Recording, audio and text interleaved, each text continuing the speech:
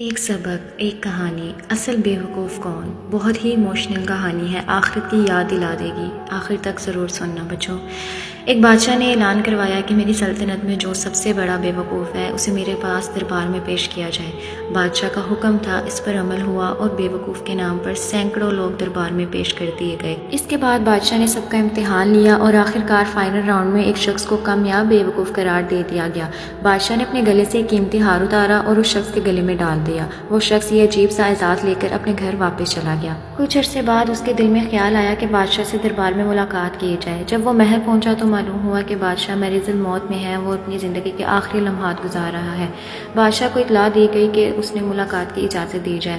وہ شخص حاضر ہوا اور بولا، بادشاہ سلامت، آپ لیٹے ہوئے کیوں ہیں؟ بادشاہ مسکرایا اور بولا، میں اب اٹھ نہیں سکتا کیونکہ میں ایک ایسے سفر پر جا رہا ہوں جہاں سے واپسی نہیں ہوگی اور وہاں جانے کے لیے لیٹنا ضروری ہے۔ یہ سن کر وہ شخص حیران ہو گیا اور بولا، واپسی نہیں ہوگی؟ کیا ہمیشہ وہیں رہنا ہوگا آپ کو؟ بادشاہ نے بے بسی سے کہا، ہاں ہمیشہ وہیں رہنا ہے۔ اس شخص نے سادگی سے پوچھا، تو پھر آپ نے وہاں کے لیے یقیناً بڑا محل، بڑے باغات، بہت سے غلام اور آرام و آسائش کا سامان پہلے ہی بھیج دیا ہوگا۔ یہ سنتے ہی بادشاہ چیخ مار کر رو پڑا۔ وہ شخص حیرت سے بادشاہ کو دیکھنے لگا، اسے سمجھ ہی نہ آئی کہ بادشاہ کیوں رو رہا ہے۔ بادشاہ روتے ہوئے بولا، نہیں، میں نے وہاں ایک جھونپڑی تک نہیں بنائی۔ پھر وہ شخص یہ سن کر بولا، یہ کیسے ممکن ہے؟ آپ تو سب سے زیادہ سمجھدار ہیں، جب آپ کو معلوم ہے کہ ہمیشہ وہیں رہنا ہے تو وہاں کے لیے انتظام ضروری کیوں نہیں کیا آپ نے؟